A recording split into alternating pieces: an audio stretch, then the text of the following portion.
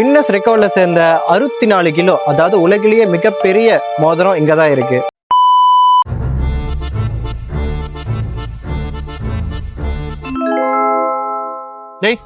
நீங்க எங்க 2 தடவை கால் பண்ணேன், நீங்க போன் எடுக்கல.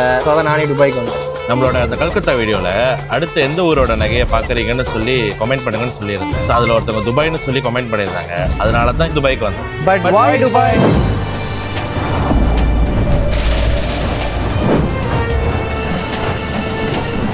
Ladies and gentlemen, welcome to Dubai, UAE, the city where dreams touch the sky.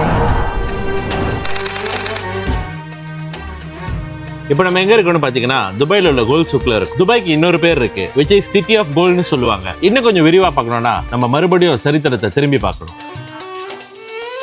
Ancient டைம்ஸ்ல துபாய் வந்துட்டு வெறும் ஒரு ஃபிஷிங் வில்லேஜா மட்டும் தான் இருந்துச்சு. அந்த டைம்ல முத்து இருக்குல்ல, அது வந்து பெரிய அளவுல இங்க வந்து வியாபாரம் செய்யப்பட்டுச்சு. இதோட சேர்த்து ஸ்பைசஸ், டெக்ஸ்டைல்ஸ், தங்கம், இந்த மாதிரி மற்ற பொருட்களும் வந்துட்டு சிறிதளவுல ட்ரேட் செய்யப்பட்டுச்சு. 1920ல ஆர்டிபிஷியல் பேர்ல் மார்க்கெட்ல வர ஆரம்பிச்சோன்னு ஒரிஜினல் பேர்லோட சேல்ஸ் வந்து டிக்ளைன் ஆக ஆரம்பிச்சு. அப்போதான் முத்து போனா என்ன, தங்கம் இருக்கேன்னு சொல்லி தங்கத்தை பெரிய ஸ்கேல்ல செய்ய ஆரம்பிச்சாங்க. 1950ல துபாய் தங்கத்துக்கான கோல்ட் ஹப்பாக உயர்ந்து 1960ல அது கோல்ட் சூக்காக பெயர் மாற்றப்பட்டது. அரபிக் மொழியில சூக்னா மார்க்கெட்னு அர்த்தம். இந்த கோல்ட் மார்க்கெட் தான் கோல்ட் சூக்னு பேர் வச்சாரு. பழைய காலத்தின் அழகும் புதிய காலத்தின் புதுமையும் சேர்ந்ததுதான் இப்ப இருக்கிற துபாய் கோல்ட் சூக். வருஷத்துக்கு 10 மில்லியன் டூரிஸ்ட் இந்த துபாய் கோல்ட் சூக்கை சுத்தி பார்க்கறதுக்காக வராங்க. சுமார் 300 to 350 நகை கடைகள் இங்க இருக்கு. துபாய் கோல்ட் சூக் இப்ப துபாயோட மெயின் டூரிஸ்ட் ஸ்பாட்டா மாறிடுச்சு. கின்னஸ் ரெக்கார்ட்ல சேர்ந்த 64 கிலோ, அதாவது உலகிலேயே மிகப்பெரிய மோதிரம் இங்க தான் இருக்கு. இது 21 கேரட் கோல்டால செய்யப்பட்டது. இது செஞ்சு முடிக்க 55 பேர் 45 நாள் தேவைப்பட்டுச்சு.